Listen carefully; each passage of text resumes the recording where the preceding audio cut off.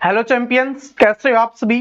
और दोस्तों आज की वीडियो में हम करने वाले हैं यूपी पुलिस कांस्टेबल के लिए मैथ के प्रीवियस ईयर के क्वेश्चंस का सॉल्यूशन।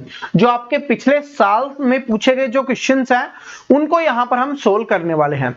दोस्तों इससे आपको यह पता चलेगा कि किस टाइप के क्वेश्चंस हैं वो आपके एग्जाम्स में पूछे जाते हैं, कितनी आपकी तैयारी है और कितनी तैयारी आपको करने की आवश्यकता है। क्योंकि आप में से बहुत सारे ऐसे स्टूडेंट हैं जो पहले से तैयारी कर रहे हैं, जिन्होंने अभी हाल ही में एसएससी जीडी का एग्जाम दिया होगा या और किसी एग्जाम की भी तैयारी कर रहे होंगे। तो आज देखते हैं आप इसमें से कितने क्वेश्चन सही कर पाते हो। और यहां पर कुछ वैरायटी है वो आपको देखने के लिए मिलेगी जो बाकी एग्जाम से अलग होती है। तो आज की वीडियो को कंप्लीट जरूर देखते रहना, क्योंकि तभी आपको पता चल पाएगा कि किस टाइप के क्वेश्चन है वो आपके एग्जाम्स में आते हैं, ताकि आप उसी तरीके की तैयारी कर सको। और ये मेरा वादा है दोस्तों, चाहे वो मैथ हो चाहे रीजनिंग हो, बहुत अच्छा स्कोर आप यहां पर करने वाले हो, ठीक है। और बहुत जल्दी ये वैकेंसी आपको देखने के लिए मिलने वाली है। तो सबसे पहले बात करते हैं पहले क्वेश्चंस की। देखिए मैथ को सोल्व करने का एक ही फॉर्मूला होता है कि क्वेश्चंस को ध्यान से पढ़े। अगर हम क्वेश्चंस को ध्यान से पढ़ते हैं तो आधा क्वेश्चंस हमारा वहीं पे सोल्व हो जाता है, बाकी आधा हमें सोल्व करने की आवश्यकता है जो हम आसानी से कर लेते हैं। देखिए क्या है कि एक ट्रेन एक खड़े हुए व्यक्ति को 15.3 सेकंड में पार करती है। इसमें बोला गया है कि एक ट्रेन है एक खड़े हुए व्यक्ति को 15.3 सेकंड में पार करती है। अगर आपको याद होगा तो ट्रेन वाले चैप्टर में मैंने आपको क्या बताया था, टाइम स्पीड एंड डिस्टेंस वाले में, कि अगर ट्रेन किसी आदमी को पार करेगी, किसी खंबे को पार करेगी, किसी पेड़ को पार करेगी, तो क्या करेगी, वो स्वयं की लंबाई को पार करेगी। यानी कि उसकी लंबाई हमने यहां पर x मानी, तो x को पार करने में वो कितने समय का ले रही है, 15.3 सेकंड का समय यहां पर ले रही है। ये बात क्लियर हो गया सभी को, ठीक है। आगे देखते हैं। और यह 196 मीटर लंबे एक पुल को 43.3 सेकंड में पार करती है। अब देखिए 196 मीटर लंबा पुल है, तो ट्रेन किसी पुल को पार करती है तो क्या करती है, स्वयं की लंबाई को प्लस में जो पुल दिया हुआ है उसकी लंबाई को। तो अब क्या करेगी, ट्रेन की लंबाई हमने x मानी है, प्लस में पुल की लंबाई हमें दी हुई है 196 मीटर, और इसको पार करने में 43.3 सेकंड का समय लेती है। अब हमें बताना है कि ट्रेन की गति क्या है, यानी कि हमें बताना है कि जो आपकी ट्रेन चल रही है उसकी स्पीड क्या है, ये हमको बताना है। तो देखिए कैसे बताएंगे। जब आपको पता चल गया कि ट्रेन है वो स्वयं की लंबाई को 15.3 सेकंड में पार करती है, और इसमें स्वयं की लंबाई प्लस 196 है, इसको 43.3 सेकंड में पार करती है।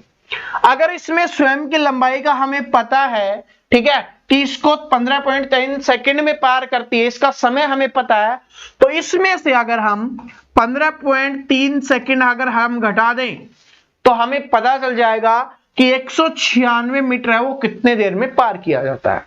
क्या ये बात कंफर्म हुई सभी को? ध्यान से देखिए, यही छोटी सी चीज है, इसको समझ जाओगे तो क्वेश्चन अपने आप सोल्व हो जाएगा कि स्वयं की लंबाई को 15.3 सेकंड में पार करती है। यहां पर भी स्वयं की लंबाई है, अब लंबाई समान है, स्पीड समान है, तो क्या होगा, उतना ही समय लगेगा। तो अगर कुल समय में से जो समय दिया हुआ है इसकी लंबाई को पार करने का, तो अगर वो घटा देंगे तो 196 को पार करने का समय हमारे पास आ जाएगा। तो इसमें से घटाएंगे तो कितना हो जाएगा, 28 सेकंड आपका यहां पर निकल के आ गया, ठीक है। कितना निकल के आ गया, 28 सेकंड। अब ये 28 सेकंड में कितनी दूरी तय करती है, 196 मीटर। कितनी दूरी तय करती है, 196 मीटर की दूरी तय करती है। लेकिन हमें स्पीड बतानी है, या तो वो मीटर पर सेकंड में होगा, यानी कि एक सेकंड में कितने मीटर जाता है, या किलोमीटर पर हावर होगा, यानी कि एक घंटे में कितने किलोमीटर जाता है। यहां पर मीटर पर सेकंड की बात हो रही है, तो 196 मीटर जा रहा है 28 सेकंड में। एक सेकंड में कितना जाएगा, एक सेकंड में जाएगा 196/28, और इसको काटेंगे तो ये 7 पे कट जाएगा, तो 7 मीटर पर सेकंड क्या आ गई, यहां पर स्पीड आ गई 7 मीटर पर सेकंड। तो ये आपका आंसर हो गया 7 मीटर प्रति सेकंड, ठीक है। ऑप्शन नंबर सी यहां पे करेक्ट आंसर हो गया। क्या ये बात सभी को समझ में आई? क्योंकि बोला गया, यहां से हमारा निकल के आया कि 28 सेकंड में वो 196 मीटर जाती है, एक सेकंड में हमें बताना है, तो एक सेकंड में हो जाएगा 196/28, जो आपका 7 पे कट जाएगा, यानी 7 मीटर पर सेकंड आपकी स्पीड है। लेकिन एग्जामिनर क्या होता है, देखिए प्रीवियस ईयर क्वेश्चंस और जो पेपर में होते हैं उसमें थोड़ा सा बदलाव होता है। क्या बदलाव होता है, इसमें मीटर पर सेकंड में दिया गया, लेकिन थोड़ा सा अपडेट करके इसमें किलोमीटर प्रति घंटे में आपसे पूछ सकता है। तब क्या करते, तो अगर हमें बड़ा बनाना है, क्योंकि मीटर पर सेकंड छोटा है तो बड़ा बनाना है, तो 15/8 से हम गुना कर देते हैं, ठीक है। और छोटा बनाना होता तो 8/15 से हम इसको गुना कर देते हैं। अगर छोटा बनाना है तो ऊपर छोटा रहेगा, अगर बड़ा बनाना है तो ऊपर बड़ा रहेगा। इस बात को आप नोट कर लेना, ठीक है। समझ में आ गया, तो ऑप्शन नंबर सी यहां पे करेक्ट आंसर आ जाएगा। अब कैसे भी आए आप आसानी से कर सकते हो, ठीक है। बाकी तो आपको टॉपिक वाइज क्लासेस में आपको अच्छे से समझाया जाएगा। अभी हम प्रीवियस ईयर देख रहे हैं कि किस टाइप के क्वेश्चंस आते हैं आपके एग्जाम में। देखिए क्या है कि हरि ने वार्षिक ब्याज 10% की दर पर एक निश्चित राशि x का निवेश किया। अब ये नहीं बताया गया कि राशि क्या है, लेकिन ये बता दिया गया कि 10% वार्षिक, यानी एक साल में 10% का उसको क्या मिल रहा है, उसको ब्याज मिल रहा है। ये उसकी रेट है, ये उसकी दर है।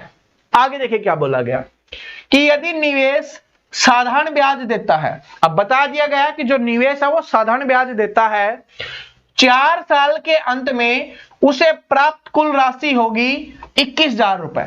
अब यह भी बता दिया गया कि 4 साल के बाद उसको कितने रुपए मिलेंगे, उसको 21,000 रुपए मिलेंगे। अब देखिए आपको बोला गया कि 10% वार्षिक है, यानी कि एक साल में 10% का ब्याज मिल रहा है, और साधारण ब्याज है तो हर साल बराबर रहेगा, तो कुल कितना ब्याज मिलेगा, उसको 40% का ब्याज मिलेगा। क्या ये बात समझ में आई? कोई फॉर्मूला हम यूज नहीं करते, चाहे वो साधारण ब्याज हो चाहे चक्रवृद्धि ब्याज हो, बिल्कुल आसानी से हम उसको सोल्व कर रहे होते हैं। तो वही ट्रिक मैं आपको बता रहा हूं कि एक साल में 10% का ब्याज मिलता है, 4 साल में 40% का ब्याज मिलेगा, और कोई राशि वो अपने आप में 100% होती है। तो 100% की राशि हो गई, ठीक है, और प्लस में 40% का ब्याज मिल गया, तो कुल क्या हो गया, 140% हो गया ना। अब और 140% हो गया तो मिला कितना है उसको, 21,000, यानी कि 140 का मान हो गया 21,000। हमें किसका मान निकालना है, हमें x का मान निकालना है, यानी उस राशि का मान निकालना है। तो राशि हो जाएगी आपकी 100%, 1% बराबर हो जाएगा इसके बटे में 140। हमें 100% का मान निकालना है, क्योंकि हमारी राशि है वो 100% है, तो गुना में 100 कर देंगे। 20 पंजे 100, 20 साते 140, 7 से काटेंगे ये 3,000 पे कट गया। 3,000 गुना 5 कितना हो जाएगा, ये हो जाएगा आपका 15,000 रुपए। तो बस हमसे यही पूछा गया था कि वो राशि कितनी होगी, तो यहां पर ऑप्शन नंबर डी यहां पे करेक्ट आंसर हो जाएगा। वो राशि आपकी हो जाएगी 15,000 रुपए। समझ में आ गया? देखिए फिर से एक थोड़ा सा रिपीट करवा देता हूं। बोला गया कि 10% का एक साल में ब्याज मिल रहा है और 4 साल तक ऐसा ही चल रहा है, तो क्या हो गया, 40% का ब्याज मिल गया। 100% राशि थी और 40% का क्या मिल गया, ब्याज मिल गया। तो अब क्या हो गया, वो 140% हो गया। 140% का मान हमें दिया हुआ है, क्या दिया हुआ है कि 21,000 रुपए अब उसको मिले हैं। तो 140 का मान दिया हुआ है 21,000, हमें मान निकालना, वो राशि क्या है, यानी 100% का मान। तो 100% का मान निकालेंगे तो 15,000 रुपए आपका यहां पे आंसर आ जाएगा। हो सकता है आपसे ब्याज पूछ ले, तो इसका 40% निकाल दो, वो ब्याज हो जाएगा, या इसमें से ये घटा दो, वो आपका ब्याज आ जाएगा, ठीक है, जो 6,000 रुपए होगा। ये वाला देखिए यूपी पुलिस में क्या होता है, एक छोटी सी बात आपको बता देता हूं। यूपी पुलिस में मैथ और रीजनिंग है ना, वो कंबाइन होती है, एक दूसरे में घुसी हुई होती है। कभी रीजनिंग में मैथ के क्वेश्चंस आ जाएंगे, कभी मैथ में रीजनिंग के क्वेश्चंस आ जाएंगे, ठीक है, इस तरीके से होता है। लेकिन दोनों सब्जेक्ट है वो आप सभी के लिए बहुत ज्यादा इंपॉर्टेंट होते हैं, दोनों को आपको अच्छे से पढ़ना होता है, तभी यहां पर आप सिलेक्शन ले सकते हो। तो ये वाला देखिए क्या है कि यदि m गुणा का संकेत है, यहां पर लिखा हुआ है, पहले उसको लिख लेते हैं। क्या लिखा गया है कि 25s, उसके बाद लिखा गया है 72d, उसके बाद लिखा गया है 12a और 1m और 6, ये आपका लिखा गया है। अब देखिए यहां पर जैसे जैसे बोला गया हम करते हुए चलेंगे कि m है वो गुणा का संकेत है, यानी जहां पर m लिखा हुआ है वहां पर गुणा लिख दो। ये m है, यहां पर हमने गुणा लिख दिया। इसके बाद बोला है डी है वो विभाजन का संकेत है। जहां पर डी लिखा हुआ है वहां पर विभाजन, विभाजन का मतलब होता है भागफल, यानी कि भाग आपका, ठीक है, या जिसको आप डिवाइड बोल सकते हो कि डिवाइड करना होता है डिवीजन, तो ये हो जाएगा भाग हो गया। एक का योग, एक का योग ए है वहां पर योग मतलब जोड़, ए है वहां पर हम जोड़ लिख देंगे। देखिए योग का मतलब क्या होता है, जोड़ होता है, विभाजन का मतलब होता है भाग। ये छोटी छोटी चीजें आपको पता होनी चाहिए, तभी आप पेपर में सोल्व कर सकते हो। एस है वो घटाव का संकेत करता है, जहां पर एस लिखा हुआ वहां पर हम घटा लिख देंगे। तो अब आपको सोल्व करना है। सोल्व करते समय आपको पता है कि पहले हम भाग सोल्व करते हैं, फिर उसके बाद गुना सोल्व करते हैं। तो पहले भाग सोल्व करेंगे, तो 12 को 72 से भाग देंगे, 72 को 12 से भाग देंगे, कितना आ जाएगा 6, क्योंकि 12 छकी 72 होता है, यानी कि हम इसके स्थान पर 6 लिख सकते हैं, कोई दिक्कत नहीं सर, ये हमने लिख दिया। इसके बाद क्या सोल्व होता है, गुना। तो यहां पर 1 गुना 6 है, तो इसको गुना करेंगे तो कितना आएगा, 6 ही आएगा। तो क्या इसके स्थान पर हम 6 लिख सकते हैं, बिल्कुल लिख सकते हैं। और ये क्या हो गया आपका 25 माइनस 6 प्लस 6। अब यहां पर एक तो ऐसे इस तरीके से कर सकते हो, इन दोनों को जोड़ो, 31 माइनस 6 कितना आ गया आपका 25, क्योंकि प्लस प्लस का हमने यहां पर जोड़ लिया और क्या हो गया माइनस का हमने घटा दिया। तो ये आपका आंसर आ गया 25 आ गया। तो जो ऑप्शन नंबर ए में दिया हुआ है, ठीक है, कुछ नहीं किया, जैसे जैसे बोला गया हमको वैसे वैसे हम करते हुए चले गए और हमारा आंसर निकल गया। लेकिन ध्यान दिया हमने कि पहले भाग को सोल्व किया, फिर हमने गुना को सोल्व किया, ठीक है, ये बहुत ज्यादा इंपॉर्टेंट है कि सबसे पहले हमें भाग को सोल्व करना है। इसमें आगे देखिए, और क्लासेस में आपको और भी अच्छे समझा दूंगा मैं। ये वाला देखिए क्या है, एलसीएम एचसीएफ से है कि यदि दो संख्याओं का गुणनफल 864 है और उनका एचसीएफ है वो 12 है, तो उनका एलसीएम क्या होगा। अगर जिसने क्लासेस देखी होंगी, एसएससी जीडी की कभी भी क्लास देखी होंगी, तो उनके लिए तो बहुत आसान होगा।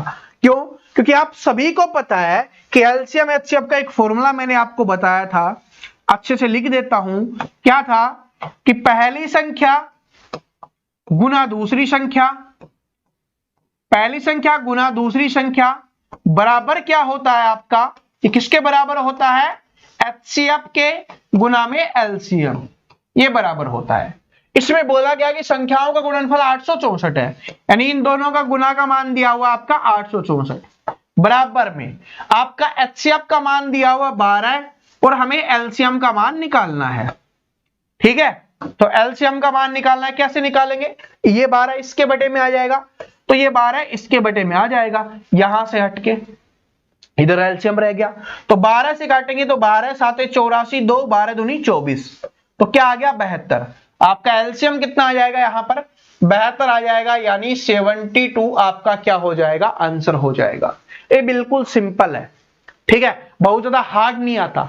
यहां पर मैथ है वो बहुत ज्यादा हार्ड नहीं आता, लेकिन कुछ टाइप के क्वेश्चंस होते हैं जो यहां पर अच्छे पूछे जाते हैं, ठीक है। रीजनिंग यहां पर शानदार होती है आपके यूपी पुलिस में, रीजनिंग बहुत अच्छे लेवल की होती है, ठीक है। सिलेबस मैं आपको पहले ही बता चुका हूं। इस क्वेश्चंस को देखिए, ये थोड़ा अलग टाइप का है, शायद बहुत कम स्टूडेंट ने इस टाइप का क्वेश्चंस पढ़ा होगा कि निम्नलिखित में से कौन सा एक अप्रिमेय संख्या, ये हमें बताना है। तो चलो पहले मैं इन चारों को लिख देता हूं ताकि आपको और अच्छे से दिख जाए। ऑप्शन नंबर ए में आपका लिखा हुआ है क्या, √12 बटे में √3, ठीक है। ऑप्शन नंबर बी की बात करें तो यहां पर लिखा हुआ है आपका कि √4 बटे में √25। ऑप्शन नंबर सी में आपका लिखा हुआ है कि √20 बटे में √4, ठीक है। और इसके बाद ऑप्शन नंबर डी में आपका यहां पर लिखा हुआ है √63 बटे √28, यह आपका लिखा हुआ है। अब इसमें आपको बताना है कि अप्रिमेय संख्या क्या है। देखिए सोल्व करते, इसको सोल्व करेंगे तो ये रूट ऊपर नीचे है तो रूट के अंदर आ जाएगा, 12 बटे 3 हम इसको लिख सकते हैं क्योंकि दोनों रूट में है, कोई दिक्कत नहीं है, बटे में है, बटे में लिख दिया।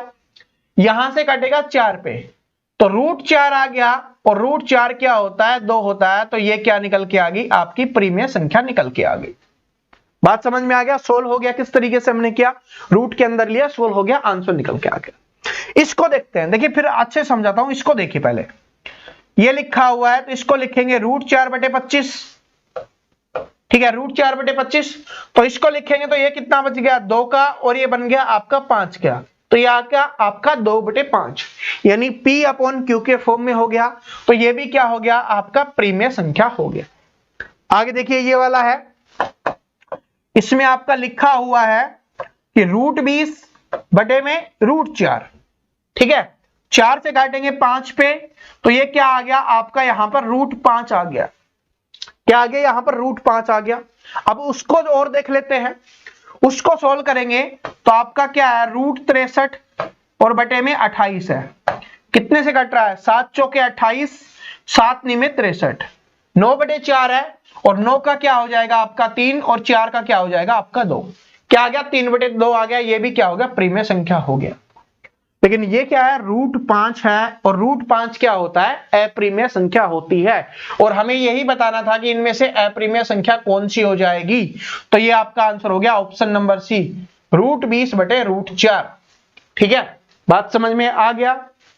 बस सिंपल सी बात है, P/Q के फॉर्म में होता है और P does not equal to 0 होता है। ये वाला देखिए क्या है, बिल्कुल सिंपल क्वेश्चन है। थोड़ा सा अगर सिंप्लीफिकेशन का क्वेश्चन है, थोड़ा सा ध्यान से सोल्व करोगे तो आसान बन जाएगा। ठीक है, बिल्कुल भी हार्ड नहीं है, थोड़ा सा आसान है, थोड़ा दिमाग लगाओ। आपको बताना कि x का मान क्या होगा, तो x को हम उधर ले जा सकते हैं, तो ये नीचे आ जाएगा। ठीक है, तो ये अगर नीचे आ गया तो कितना आ गया 0.002 आ गया, और उधर क्या चला गया आपका x चला गया। बात समझ में आ गया, आपका x है वो उधर भाग गया। ठीक है, x को भगा दो। और देखिए क्या है, यहां पर 3 के बाद दशमलव है, ऊपर 4 के बाद दशमलव है, तो 3 दशमलव से 3 दशमलव कट जाएगा, 1 बचेगा, और 1 दशमलव हटाने के लिए क्या कर देंगे नीचे 10 से गुना कर देंगे। बात समझ में आ गया। तो यहां से ये खत्म हो चुका है, यहां से ये खत्म हो चुका है, और 1 दशमलव था उसके लिए यहां पर कर दिया। क्या आ गया 4/20 आ गया, जिसको 4 एकम 4, 4 पंजे 20, 1/5 हो गया बराबर x 1/5। अगर 1/5 के रूप में होता तो लिख देते 1/5 आंसर हो गया, लेकिन यहां पर दशमलव के रूप में है तो भाग दे देंगे 0.2, x का मान आ गया, x का मान 0.2, ऑप्शन नंबर बी। सर कहां से आ गया, तो देखिए बताता हूं।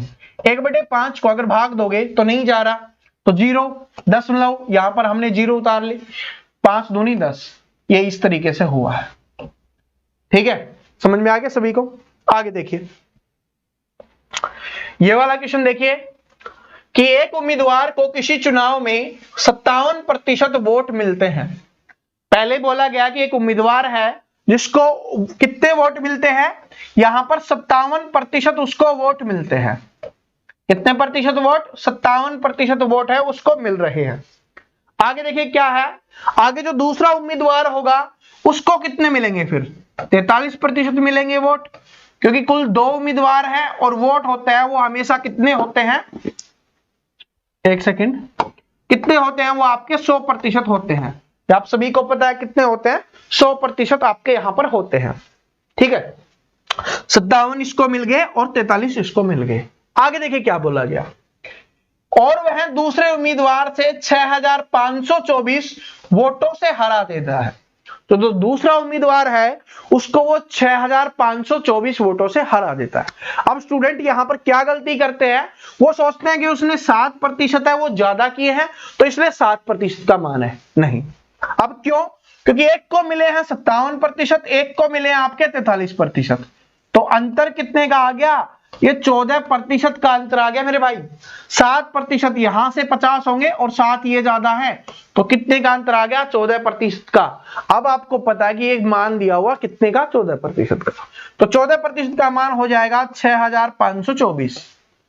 ठीक है, अब आपसे ये नहीं पूछा, इसमें ये नहीं पूछा कुल वोट कितने हैं, तो वो 100% का मान हम निकाल देते, वो आप आसानी से कर सकते हो। लेकिन देखिए इसमें और थोड़ा घुमाया गया, क्या किया गया है, यदि वहां केवल 2 उम्मीदवार हैं तो हारे हुए उम्मीदवार को कितने वोट मिलते हैं, जो उम्मीदवार हार गया है उसको कितने वोट मिलते हैं ये आपको बताना है, और उसका मान कितना है आपका यहां पर 43% है। तो यानी कि 14% का मान आपको दिया हुआ है, 1% का मान हो जाएगा 6524/14, हमें 43% का मान निकालना है, तो गुना में क्या हो जाएगा यहां पर 43। ठीक है। अगर इसको काटें तो इसको काट लेते हैं, 7 से काटेंगे तो 7 से कटेगा 2 पे, ये 7 से गएगा, 7 8 56, ठीक है। 7 निम 63, 9 पे कट जाएगा, ये 2 बच गया, 7 3 21, 1 7 दूनी 14, फिर 2 से कट रहा है, 2 चौके 8, ठीक है, 2 पंजे 10 और 2 छिके 12। अब इसको और इसको गुना कर दो, क्या करो 456 गुना 43। अब क्या होता है, कुछ स्टूडेंट इसको गुना करने लग जाते हैं, जो सही भी बात है, लेकिन समय की बचत आपको करनी होती है। तो अगर इसको गुना करोगे तो इसका इकाई का अंक क्या आएगा, 8 आएगा। कितना आएगा, 8 आएगा। ना इस ऑप्शन में दिया गया, ना इस ऑप्शन में दिया गया, ना इस ऑप्शन में दिया गया, ऑप्शन नंबर बी यहां पे करेक्ट आंसर हो जाएगा। कुछ स्टूडेंट के दिमाग में आ रहा होगा सर ये तो इसमें दिया गया था, ये पेपर है, ये 2020 में यूपी पुलिस का जो पेपर हुआ था वो पेपर मैं आपको यहां पर करवा रहा हूं, तो पेपर में पूछा गया क्वेश्चन है। तो इसी तरीके से डिजाइन किया जाता है ताकि वो चेक कर रहे होते हैं किस स्टूडेंट ने मेहनत की हुई है और किसने नहीं की हुई, ठीक है। तो इसलिए ये जल्दी निकल गया, वरना इसकी गुना करते रहोगे तो आपका और भी समय यहां पर लगने वाला है, ठीक है। समझ में आ गया, सॉल्यूशन आपको पता चल गया। अगला क्वेश्चन देखिए क्या है कि एक कक्षा ए और बी सेक्शन है, एक कक्षा में ए सेक्शन है और बी सेक्शन है, इसमें से छात्र हैं आपके 36 और इसमें 44 छात्र हैं।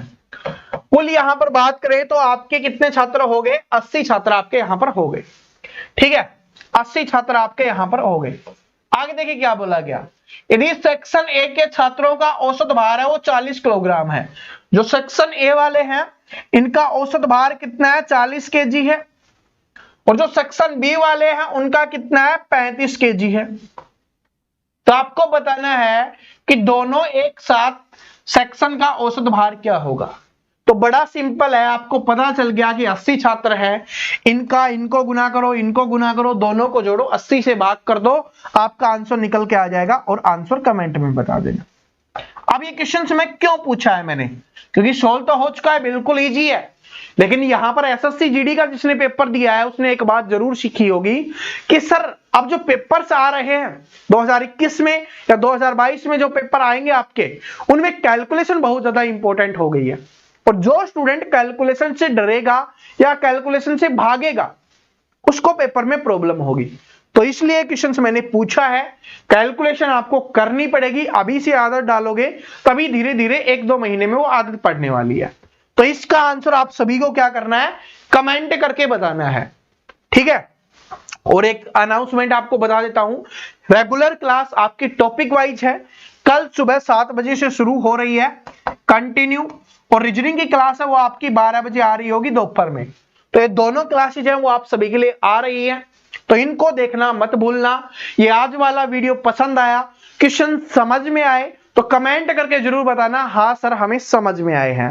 वीडियो को लाइक जरूर करना, अपने दोस्तों के साथ शेयर करना, और उनको बता देना कि मैथ्स की रीजनिंग की क्लासेज के साथ साथ यूपी पुलिस के प्रीवियस ईयर क्वेश्चंस का सॉल्यूशन भी आपको यहां पर करवाया जा रहा है, ठीक है। मिलते हैं नेक्स्ट वीडियो में, तब तक सभी हंसते रहिए, मुस्कुराते रहिए, पढ़ते रहिए, सभी को बेस्ट ऑफ लक।